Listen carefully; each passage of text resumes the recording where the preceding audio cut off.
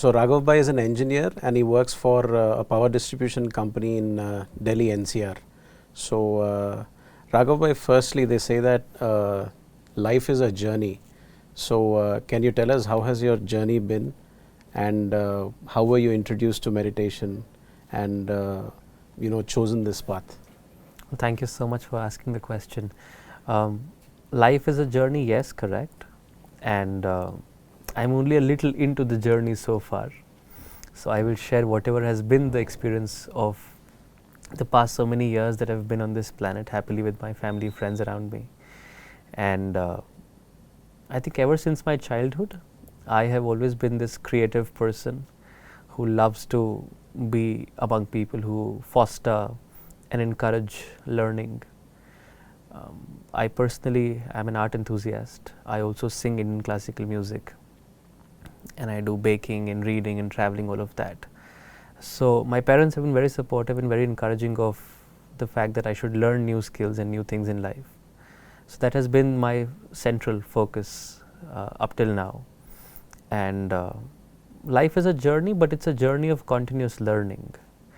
And if that is our focus, then life becomes pleasurable. Life is not a journey of stagnation. And it's been great so far. It's honestly been great so far. I mean, I'm blessed to be where I am today, who I am today, and with the people I am today with. And they've given me experiences and moments to remember, memories to cherish forever. So I would say my journey has been a wonderfully fulfilling and fun-filled journey. So something that I hope and I wish that everybody can say for their journeys. So my next question is, do you think that you're leading a normal life? Because you're pretty young, and then people have the concept that meditation is only for old age people, right? So how do you think your life has been, and then do you really think that you're leading a life of normalcy? Well, a lot of people want to define the pre-COVID and the post-COVID normal. People also before COVID, you were used to defining the normal of developing worlds and developed worlds. Then, so I feel the definition of normalcy for a lot of people can vary and differ. However, if I can add, when I say normalcy, I mean to say that, people at a certain age, I can say below 30, 35, they'd like to go pubbing, dancing, they'd like to go for movies. I mean, is it that you do all of these, or if you don't do all of these, how is it that you're justifying that to yourself that you are enjoying life to the fullest? So I am no alien to the concept of enjoying with friends and family, and I do agree that a lot of people consider hanging out with friends as a moment of pleasure or enjoyable for that matter. And that is nice, because to be in the company of people you like to be in the company of, and to be with people who make you feel happy, make you feel loved, gives you an additional positive boost, which is important to keep you happy, to keep you feeling great, which is essentially the target of everybody. And that is how it should be. However, I feel that it is always our choice to indulge or engage in certain activities that we want to or we don't want to. And peer pressure should not be a factor that we should consider, or let peer pressure force us into doing something that we not necessarily want to do, but we're just doing it for the sake of, because our friends are doing it. So no, I do not engage in certain activities that people would like to, and my friends don't have a problem with it, because my friends and I have come to a point where we understand each other, where we support each other, where we love each other, where we are there for each other. And that is what is friendship primarily. It is a bond between people that is based on love, happiness, support, cooperation, and not partying, shopping, and eating out. Fantastic. So you were talking about involving with friends, more so with the value-based system of cooperation with each other, etc. Can you tell us more about how meditation has influenced your work-life balance, or has it enhanced your decision making capability, or has it helped you overcome any difficult situations that you've encountered? I was introduced to meditation many years ago. It has been almost 22, 23 years since I am with the organization Brahma Kumaris, and I have been trying to follow whatever they teach. So it is very difficult for me to find out and analyze how I was before, because I was a mere 5-year-old kid, and how I am today. However, when I compare my tolerance, my acceptance, my cooperation levels, my power to adjust with my peers and colleagues, I feel that I am blessed. I feel that I have that extra edge sometimes when it is needed, to be able to just go with the flow, to be able to accept easily, to be able to adjust easily, to be able to work through difficult situations and still find your way to success, to be able to cooperate, work in teams, lead teams at the same time, and still be loved by people you're working with, and not necessarily be their boss all the time. So effective communication does play a role here. However, meditation gives you that inner power that stimulates your energy and ensures that you're calm and stable. My target with meditation is just to feel great no matter what happens. And if I am in that feeling great stage for the longest duration of my day, then people around me feel nice. And that is what makes them also happy about the work they're doing. So my office is pretty balanced because I keep myself balanced. I keep my energies in place. I keep my decisions in check. I see that the actions I'm taking will have consequences, will have impact on my peers and my juniors and my seniors.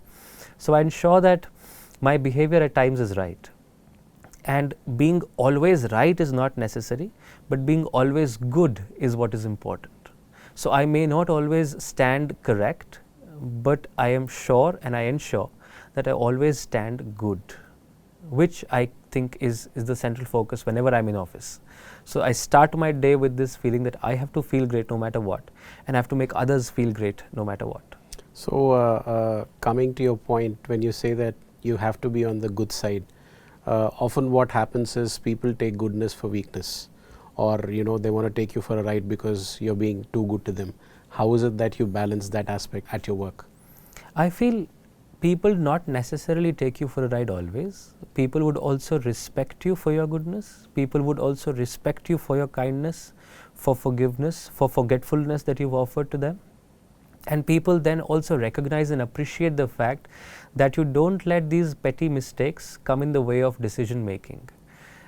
Sometimes at office, the primary problem people face is mixing their office personal with office professional. Right. Not just family personal with office professional. So right. There are camaraderies between people, there are bonds of friendship that people form in teams, in cross-functional teams also. But what I always keep my focus on is the fact that there is a process. There are certain people who are responsible for certain steps in a process, and if that person's engaged in that step of a process, he is fully working.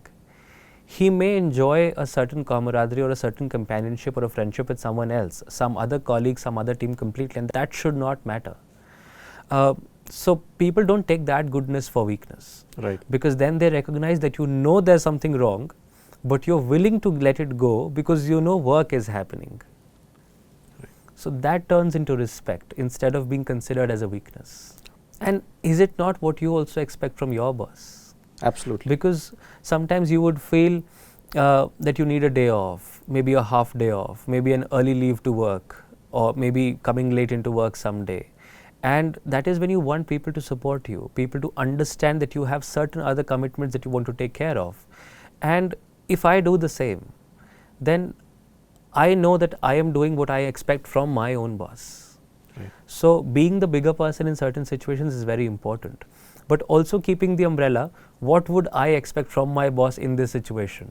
Right. So when I answer that question, the answer automatically comes to me that I have to be this, or I have to be possibly do this, allow this, do not allow this, right. Or cooperate in this when not cooperate in certain ways. Right. When I idolize my own boss and when I bring it down to my own level, then I'm able to very easily function with my entire team. I have 12 people working under me. Right. And they come from different age groups, different educational backgrounds, different geographic backgrounds, and they have different skill sets. But what is very easy is people recognize goodness, people recognize kindness, people recognize good behavior. So you don't necessarily need to be rude, overpowering, or authoritative all the time. You need to be firm with what you say, but not rude with people. Right. Because people would remember how you made them feel, but not what you said. Right. So even if you say good words, but you don't make them feel nice about it, it won't really matter. Right. So this understanding and this consciousness throughout the day is what comes when you are stable within. And that is a result of meditation. Okay. What are the challenges that you faced in life, and are there any particular disciplines that you follow?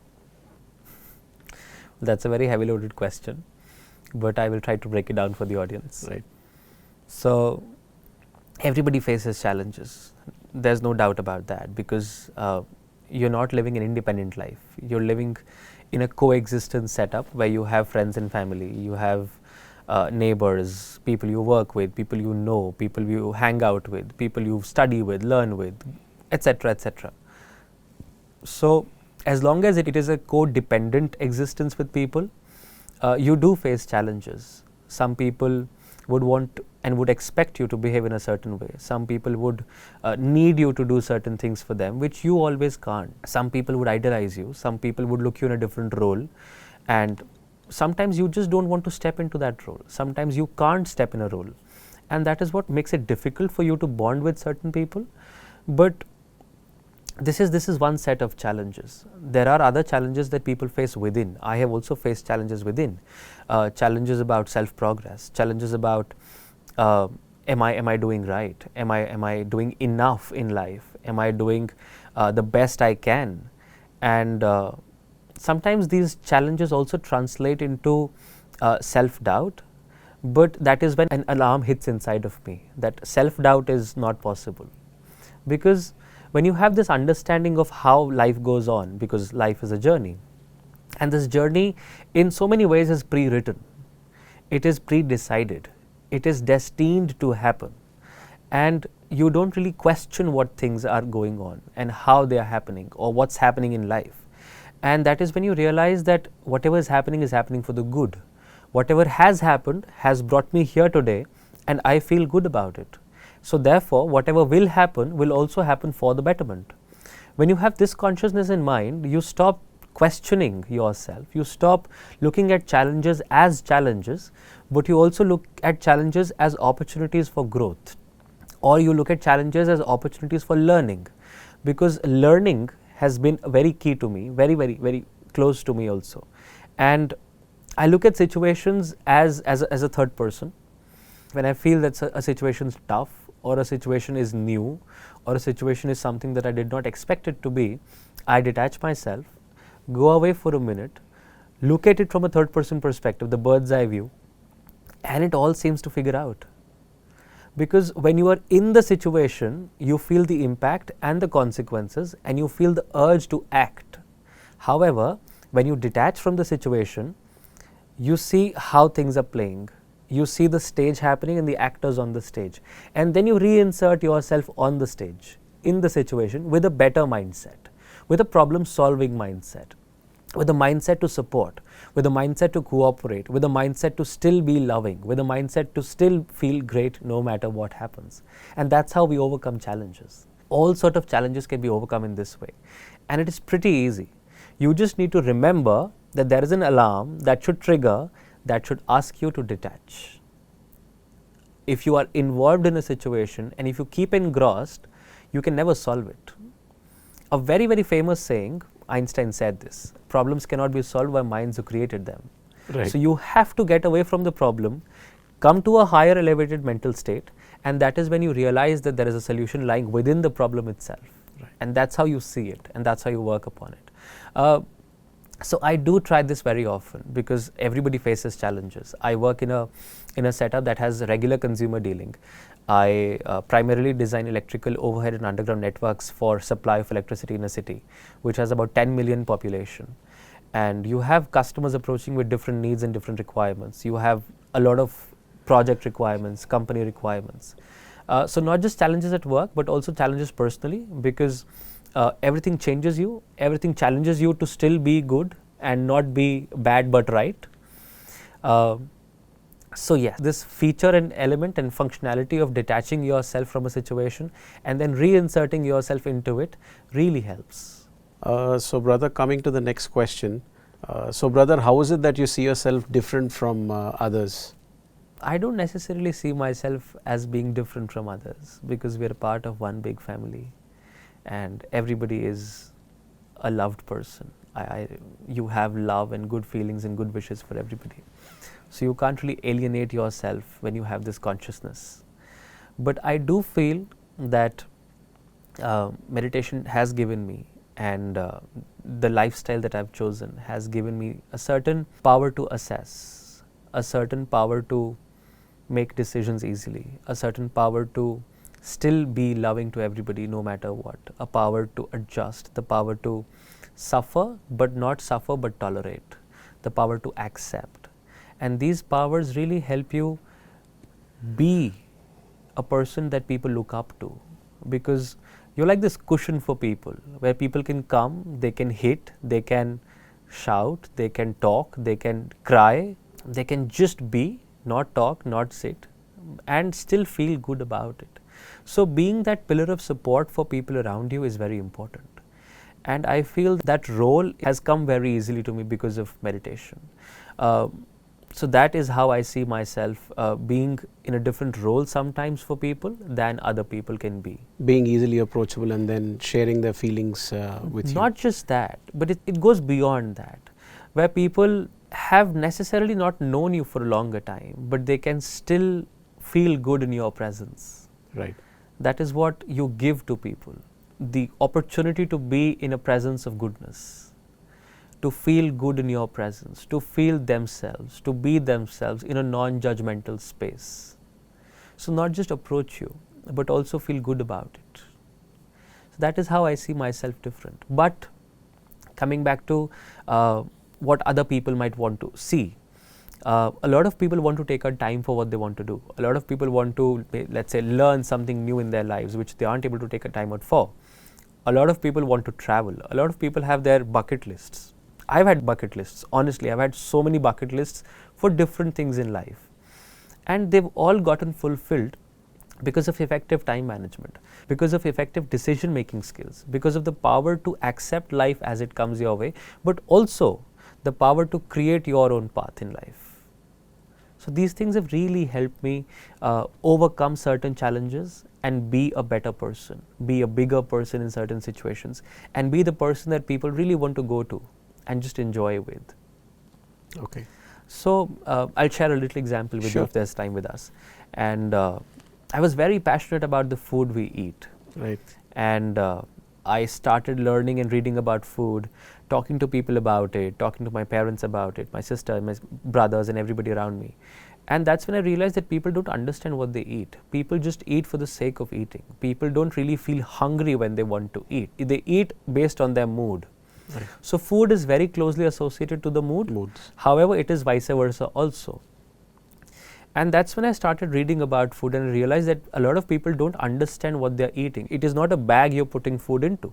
Essentially, food is what you become. You become what you eat. And it was very important for me to be able to understand this first myself.